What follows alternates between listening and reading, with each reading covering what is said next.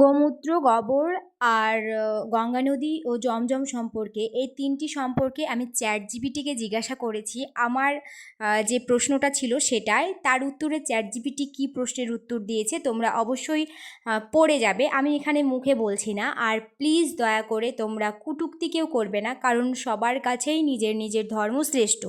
আমার কাছে আমার ধর্মটা শ্রেষ্ঠ, হিন্দু ধর্মের কাছে তাদের ধর্মটা শ্রেষ্ঠ, বৌদ্ধ ধর্মের কাছে তাদের ধর্মটা শ্রেষ্ঠ, খ্রিস্টান ধর্মের কাছে তাদের ধর্ম শ্রেষ্ঠ।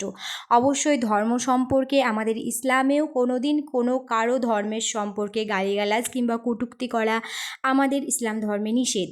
কারণ মুহাম্মদ সাল্লাল্লাহু আলাইহি ওয়াসাল্লাম বলেছেন, ওদের ধর্মে তোমরা আঘাত করো না কিংবা কটূক্তি করো না, কারণ তোমার আল্লাহকে তারা গালি দিয়ে বসবে।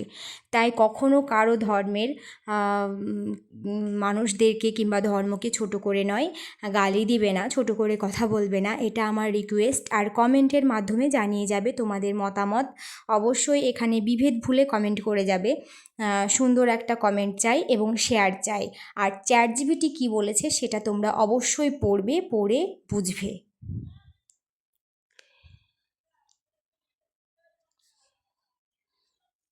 প্লিজ তোমরা ভিডিওটি শেয়ার করবে।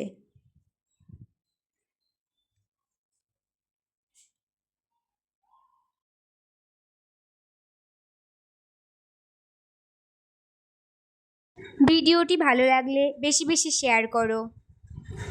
আসসালামু আলাইকুম।